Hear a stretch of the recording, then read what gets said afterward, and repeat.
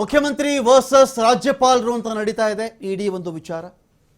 ಮುಖ್ಯಮಂತ್ರಿಗಳ ಫ್ಯಾಮಿಲಿ ಮೈಸೂರಲ್ಲಿ ಮುಡಾ ನಿವೇಶನದ ವಿಚಾರದಲ್ಲಿ ಅಕ್ರಮ ಎಸಗಿದೆ ಅಂತ ಒಂದು ಆರೋಪ. ಇವರು ಬದಲಿ ನಿವೇಶನಗಳನ್ನು ಹೆಚ್ಚಿನ ಬೆಲೆ ಬಾಳುವಂತಹ ಜಾಗದಲ್ಲಿ ಪಡ್ಕೊಂಡ್ಬಿಟ್ಟಿದ್ದಾರೆ ಒಂದು ವಾದ. ಅಬ್ರಹಾಂ ಅವರ ದೂರಿನ ಸಾರಾಂಶ ಜೊತೆಗೆ ಆನಂತರದ ದೂರುಗಳೇನು ಬಂತು ಅಂತ ಹೇಳಿದ್ರೆ ನೋಡಿ, ಇದರಲ್ಲಿ 3 ಆಯಾಮಗಳಿರ್ತವೆ. ಇಡೀ ಒಂದು ಕೇಸ್ ಇದೆಯಲ್ಲ, ಹಿಂದೆಲ್ಲ ಈ ಥರ ಪ್ರಾಸಿಕ್ಯೂಷನ್ಗೆ ಅನುಮತಿ ಕೊಟ್ಟರೆ ಸಾಕು. ಹಿಂದೆ ಒಂದು ಕಾಲದಲ್ಲಿ ಮುಖ್ಯಮಂತ್ರಿಗಳ ವಿರುದ್ಧ ಒಂದು ಪ್ರಾಸಿಕ್ಯೂಷನ್ಗೆ ಅನುಮತಿಯನ್ನು ಕೊಟ್ಟರೆ ಸಾಕು, ಮುಖ್ಯಮಂತ್ರಿಗಳು ಸೀದಾ ಒಂದಿಂದಲೋ ಅರ್ಧದಿಂದಲೋ ಎದ್ದು ಬಂದು ನೀಟಾಗಿ ರಾಜೀನಾಮೆ ಕೊಟ್ಟುಬಿಡ್ತಾ ಇದ್ರು. ನಾನು ಇನ್ನು ಈ ಮುಖ್ಯಮಂತ್ರಿ ಪದವಿಯಲ್ಲಿ ಇರಲ್ಲ, ಯಾಕಂದರೆ ಮುಖ್ಯಮಂತ್ರಿ ಪದವಿಯಲ್ಲಿದ್ದು ನಾನು ವಿಚಾರಣೆ ಫೇಸ್ ಮಾಡಲ್ಲ ಅಂತ. ಪ್ರಾಸಿಕ್ಯೂಷನ್ಗೆ ಅನುಮತಿ ಕೊಟ್ಟ ಮಾತ್ರಕ್ಕೇನೆ ಒಬ್ಬರು ತಪ್ಪು ಮಾಡಿದ್ದಾರೆ ಅಂತ ಅಲ್ಲ, ಅವ್ರ ಮೇಲೆ ವಿಚಾರಣೆ ಆಗಬೇಕು ಅಂದಾಗ ನೈತಿಕವಾಗಿ ಮುಖ್ಯಮಂತ್ರಿ ಸ್ಥಾನದಲ್ಲಿ ನಾನು ಮುಂದುವರಿಲ್ಲ ಅಂತ ಹಿಂದೆಲ್ಲ ಹೇಳ್ತಾ ಇದ್ರು. ಆದರೆ ಈಗಿರ್ತಕ್ಕಂಥ ಬದಲಾದ ಸನ್ನಿವೇಶದಲ್ಲಿ ಏನಾಗ್ತಾ ಇದೆ, ರಾಜಭವನಗಳು ಕೇಂದ್ರ ಸರ್ಕಾರದ ಕೈಗೊಂಬೆ ಅಂತ ಒಂದು ಆರೋಪ ಇದೆ.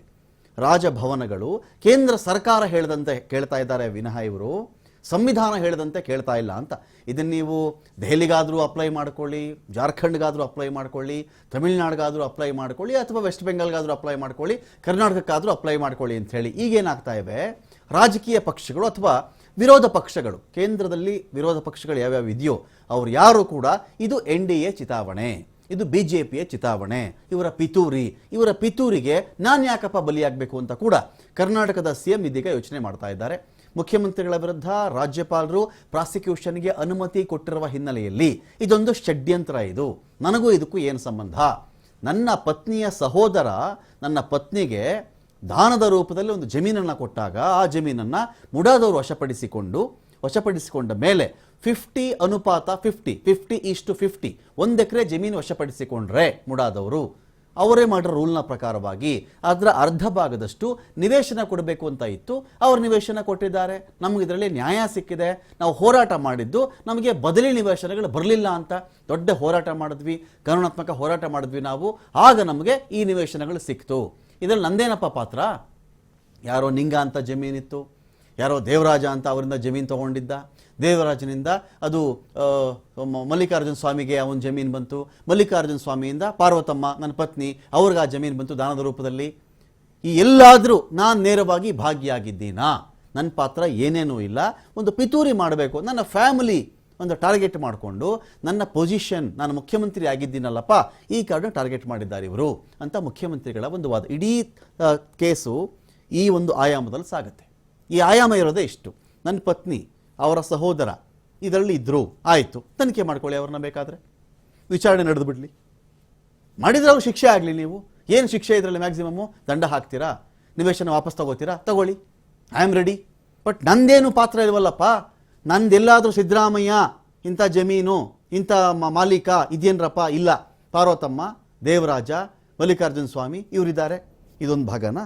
ಅಬ್ರಹಾಂ ಅವ್ರು ದೂರು ಕೊಟ್ರಲ್ಲ, ಈ ದೂರಿನ ಭಾಗ ಏನು ಅಂತ ಹೇಳಿದ್ರೆ, ಅಲ್ಲ ರೀ, ಯಾವ ಜಮೀನು ರೀ, 1936 ಜಮೀನು ಅಂತ ಹೇಳ್ತಾರೆ, ಈ ಜಮೀನಿಗೆ ಮಾಡಿರ್ತಕ್ಕಂಥ ಪೇಪರ್ಗಳೇ ನಕಲಿ ರೀ, ಇದು ಆ ಥರದ ಜಾಗ ಇದೆಯಲ್ಲ, ಅದಕ್ಕೂ ಮಲ್ಲಿಕಾರ್ಜುನ ಸ್ವಾಮಿಗೂ ಪಾರ್ವತಮ್ಮ ಅವ್ರಿಗೂ ಸುತಾರಾಮ್ ಸಂಬಂಧ ಇಲ್ಲ, ಅದರಲ್ಲಿ ಯಾವ ತರಹದ ಸಂಬಂಧ ಕೂಡ ಇಲ್ಲ, ಅದರಲ್ಲಿ ಪೇಪರ್ಗಳೇ ನಕಲಿ ಮಾಡ್ಕೊಂಡು ಜಮೀನು ಮಾಡ್ಕೊಂಡಿದ್ದಾರೆ. ಈ ಜಮೀನು ಮಾಡ್ಕೊಂಡಿದ್ದು ಇದನ್ನು ಪಾರ್ವತಮ್ಮ ಅವರು ಕೊಂಡುಕೊಂಡಂಗೆ, ಮಲ್ಲಿಕಾರ್ಜುನ ಸ್ವಾಮಿ ಕೊಟ್ಟಂಗೆ, ದಾನ ತಗೊಂಡಂಗೆ ಅವರಿಂದ ಇವರು, ದೇವರಾಜನಿಂದ ಮಲ್ಲಿಕಾರ್ಜುನ ಸ್ವಾಮಿ ತಗೊಂಡಂಗೆ ಸರ್ಕಾರದ್ದೇ ಜಮೀನು. ಆ ಸರ್ಕಾರದ ಜಮೀನಲ್ಲಿ ಇವರು ಮುಡಾ ಬಂದು ಆ ಜಮೀನನ್ನು ಪಾರ್ವತಮ್ಮ ಅವರ ಸಲದಿದ್ದು ಅಂತ ವಶಪಡಿಸ್ಕೊಂಡಂತೆ ಒಂದು ಕಥೆ. ವಶಪಡಿಸ್ಕೊಂಡ್ಮೇಲೆ ಇವರಿಗೆ ದುಬಾರಿ ಬೆಲೆ ಬಾಳುವ ಜಾಗದಲ್ಲಿ ನಿವೇಶನ ಕೊಟ್ಟಂತೆ 60 ಕೋಟಿ 64 ಕೋಟಿ ರೂಪಾಯಿಗಳ ಸ್ಕ್ಯಾಮ್ ರೀ ಇದು.